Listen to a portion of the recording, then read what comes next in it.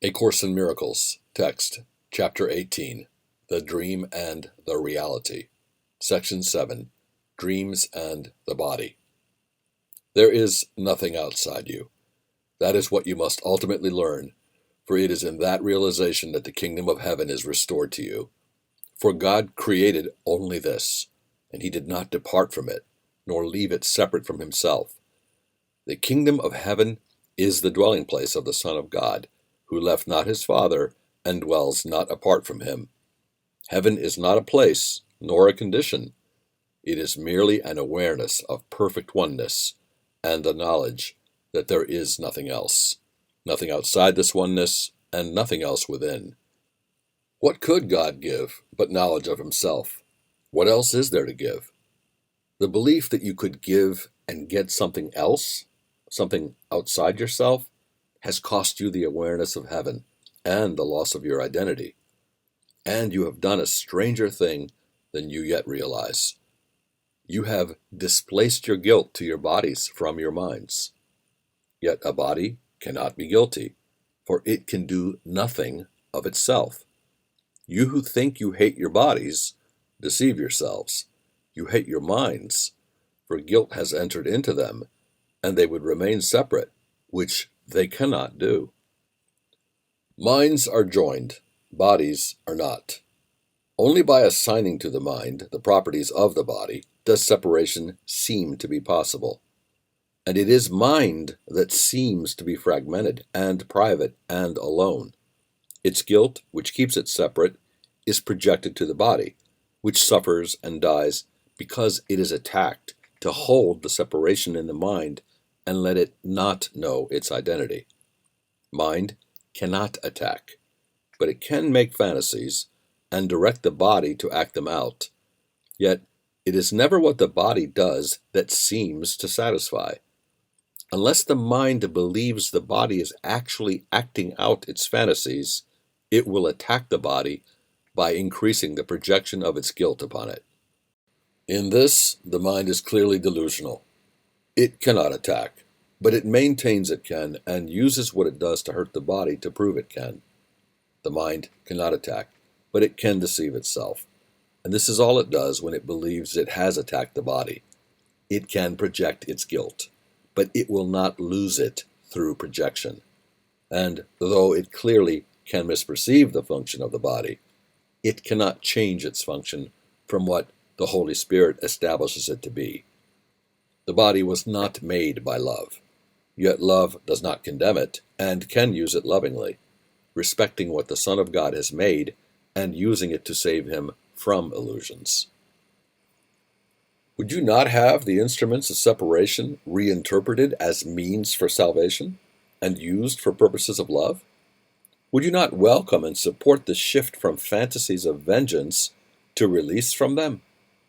Your perception of the body can clearly be sick, but project not this upon the body, for your wish to make destructive what cannot destroy can have no real effect at all, and what God created is only what he would have it be, being his will. You cannot make his will destructive. You can make fantasies in which your will conflicts with his, but that is all. It is insane to use the body as the scapegoat for guilt, directing its attack and blaming it for what you wished it to do. It is impossible to act out fantasies, for it is still the fantasies you want, and they have nothing to do with what the body does. It does not dream of them, and they but make it a liability where it could be an asset. For fantasies have made your body your enemy, weak, vulnerable, and treacherous, worthy of the hate which you invest in it. How has this served you? You have identified with this thing you hate, the instrument of vengeance and the perceived source of your guilt. You have done this to a thing that has no meaning, proclaiming it to be the dwelling place of the Son of God, and turning it against him. This is the host of God that you have made, and neither God nor his most holy Son can enter an abode which harbors hate, and where you have sown the seeds of vengeance, violence, and death. This thing you made to serve your guilt stands between you and other minds. The minds are joined, but you do not identify with them. You see yourself locked in a separate prison, removed and unreachable, incapable of reaching out as being reached. You hate this prison you have made and would destroy it, but you would not escape from it, leaving it unharmed without your guilt upon it. Yet only thus can you escape. The home of vengeance is not yours. The place you set aside to house your hate is not a prison, but an illusion of yourself. The body is a limit imposed on the universal communication, which is an eternal property of mind. But the communication is internal. It is not made up of different parts which reach each other. Mind reaches to itself. It does not go out. Within itself, it has no limits, and there is nothing outside it. It encompasses everything. It encompasses you entirely, you within it, and it within you. There is nothing else, anywhere or ever. The body is outside you, and but seems to surround you, shutting you off from others and keeping you apart from them, and them from you. It is not there. There is no barrier between God and his Son, nor can his Son be separated from himself except in illusions. This is not his reality, though he believes it is. Yet this could only be if God were wrong. God would have had to create differently and to have separated himself from his Son to make this possible. He would have had to create different things and to establish different orders of reality, only some of which were love. Yet love must be forever like itself, changeless forever, and forever without alternative, and so it is. You cannot put a barrier around yourself because God placed none between himself and you. You can stretch out your hand and reach to heaven. You whose hands are joined have begun to reach beyond the body, but not outside yourselves, to reach your shared identity together. Could this be outside you, where God is not? Is he a body, and did he create you as he is not, and where he cannot be? You are surrounded only by him.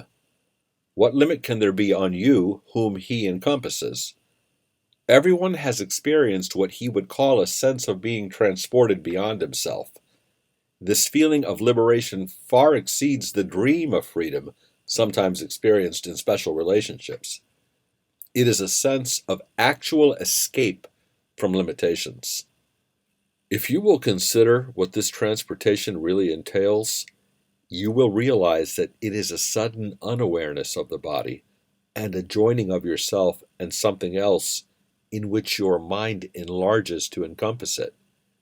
It becomes part of you as you unite with it, and both become whole as neither is perceived as separate.